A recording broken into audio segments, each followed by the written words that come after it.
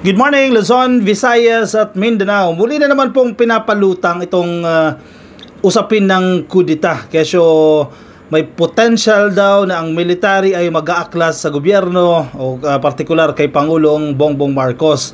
Si Trillanes may binitiwan siyang salita dyan at sa usapin naman ito ng Philippine National Police, no, na meron daw pong mga high-ranking officials, senior officials ito ka-coffee ng Philippine National Police na kaalyado na ng oposisyon, no, or hindi na pumapabor sa ginagawa ng administrasyon, at itong high-ranking officials na ito raw ay nagsisimula na raw pong mag-recruit ng iba pang officers, ng iba pang police officers para samahan sila doon sa kanilang plano. At nagkataon din na sa speech ni Digong kagabi, no, dyan sa Dumaguete, na mention niya na naman itong usapin ng militar at ang posible na pag-aaklas nito sa kung sino man yung tao na tinutukoy niya o sa gobyerno. Sige, pakinggan muna natin itong talumpati na ito kasi pinasalamatan niya yung mga sundalo dahil sa kanilang pagsisilbi raw sa bayan. Pasalamatan ko, mahal ko to, alam nila, yung mga pulis na militar. Maraming salamat sa inyo. Okay, tama lang. Maniwala kayo. Atin niyang militar pati pulis sa tao yan. Hindi yan nakatutok kaninong upo-upo yan sa putang. Oh, mura. Totoo naman eh. Sa tao naman talaga yan. Inangkin ba ni Pangulong Bongbong Marcos na, oh, akin kayo ha? Wala namang ganun eh. Pero, obvious naman, ang Commander-in-Chief ng Armed Forces of the Philippines is si Pangulong Bongbong Marcos. At kanino sila kukuha ng command? Alang naman kay Digong, hindi naman siya ang Commander-in-Chief. Hindi na siya ang presidente. Kaninong kukuha ng command? Kay Harry Roque, kay Glenn Chong, kay Attorney Vic Rodriguez, doon kukuha ng command. Sa tao talaga yan. Magiging mga politiko sa tao yan eh. Pero dapat may magbibigay sa kanila ng command. O yung respond natin, yung pag-respond natin dito sa issue ng West Philippine Sea, kanino nang kukuha ng command?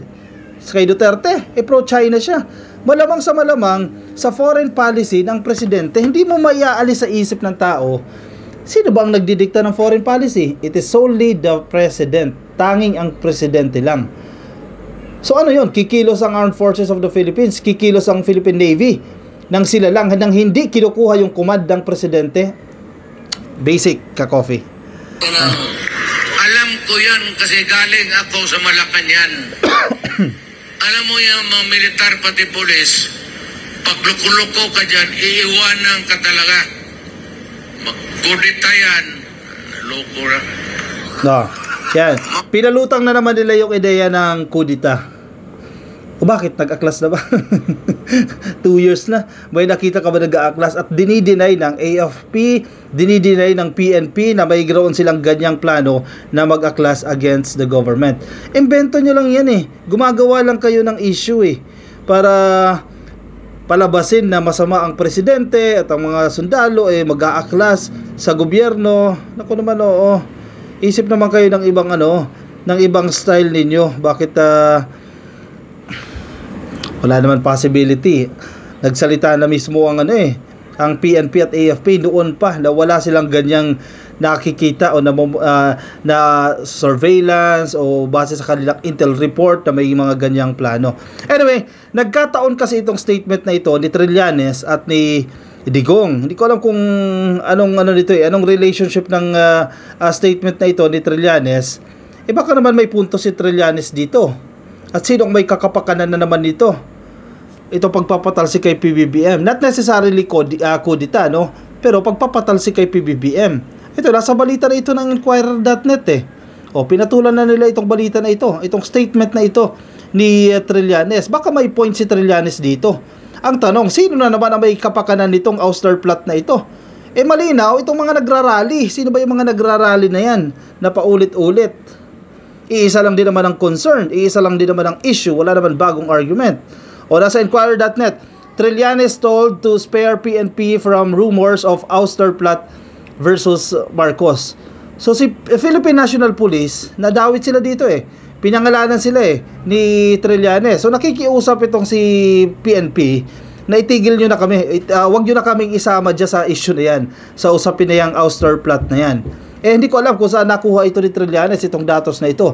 Pero hindi mo rin naman pwede agad i-disregard itong arguments ni Trillanes dahil dati siyang senador at dati siyang galing sa uniformed personnel. Kahit papaano, may access yan sa mga chika-chika. Not necessarily marites, pero usok ka-coffee na posibleng may katotohanan, pero posible din namang hindi, di ba? Anyway, sige. Pag-usapan natin itong punto ni Trillanes. The Philippine National Police appealed on Tuesday to former Senator Antonio Trillanes IV to spare the organization from issues after the latter revealed that active senior police officials, take note ha, active senior police officials, matataas po ang ranggo ng mga pulis na ito, have been recruiting members to join the latest ouster plot against President Ferdinand Bongbong Marcos Jr. Meron daw pong plano na patalsikin si PBBM. Totoo yan o hindi? Totoo yan. Naniniwala tayo dyan, ka-coffee.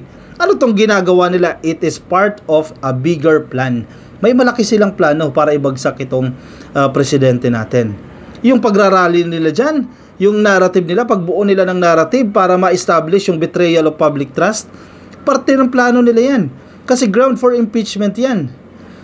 Ang gusto nila, pansinin ninyo ha, pati yung mga vloggers nila, yung mga dating official, ang plano nila, ito ang narrative, ito ang gagawin natin. Si PBBM hindi dapat pagkatiwalaan. Si PBBM bangag, hindi dapat pagkatiwalaan. Yan ang plano nila, i-establish yung ganyang description ng presidente.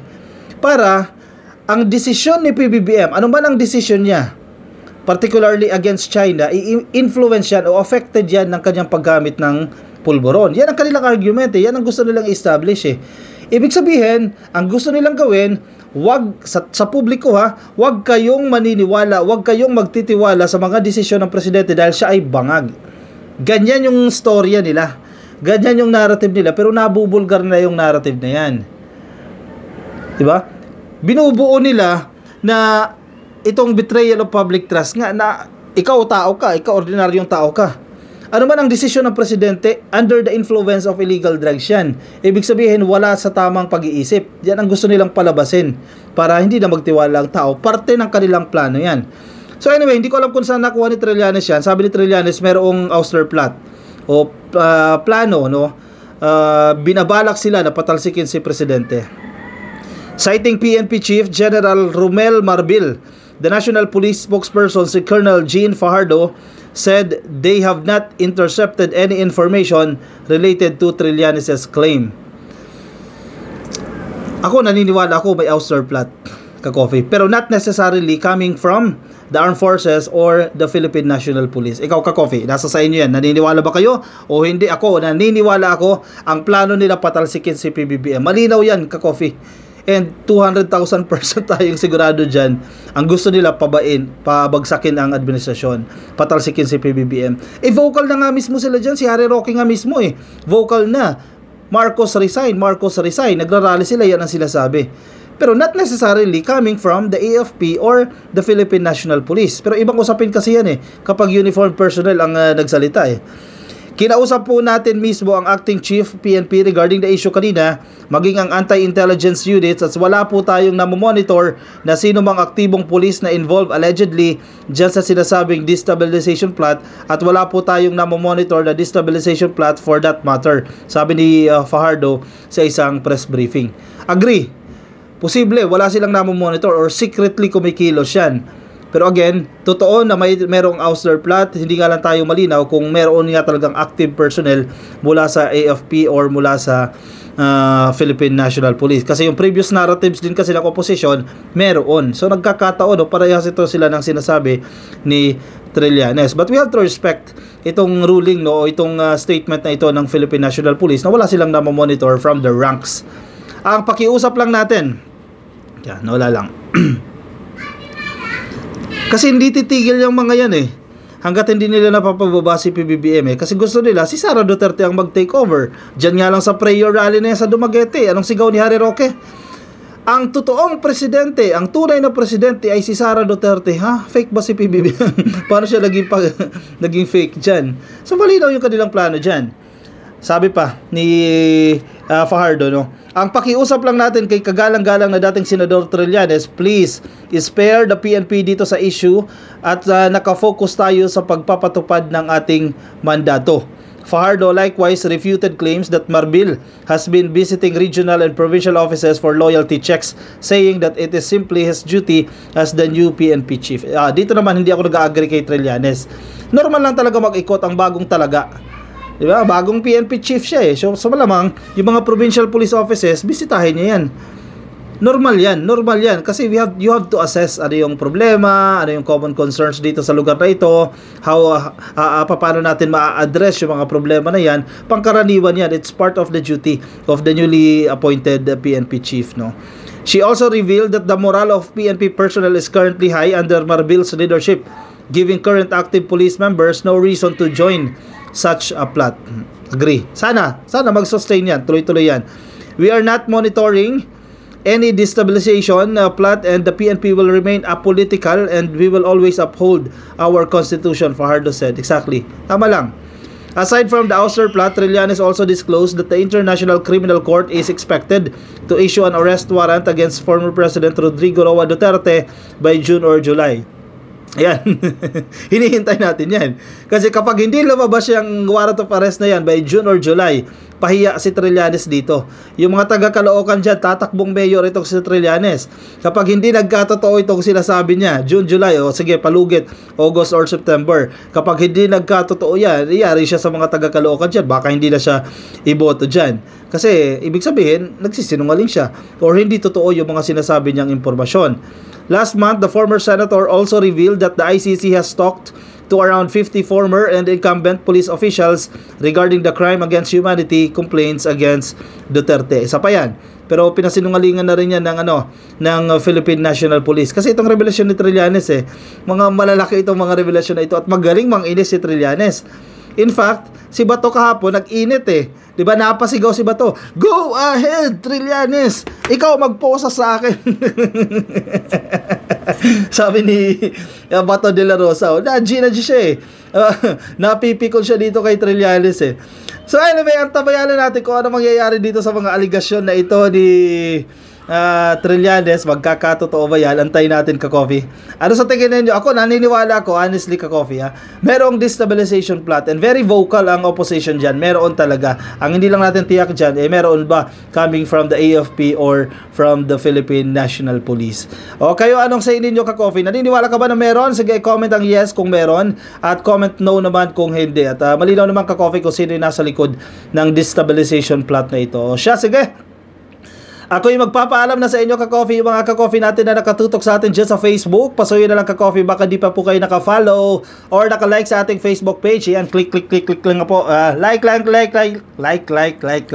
Ka-Coffee sa Facebook, no? At kung nasa YouTube naman po kayo, make sure na kayo po naka-subscribe na. Yan, dapat may D sa dulo yan. Subscribe. Past tense na dapat yan. Click lang po ang subscribe. At sa mga kapapasok lang, attendance check tayo, Ka-Coffee. Please like lang po ng video na yan para dumami pa po tayo. Alright, maraming salamat, Ka-Coffee, sa pagsama sa akin ngayon. Ingat po kayo, nasaan man po kayong panig ng daigdig. Paalam.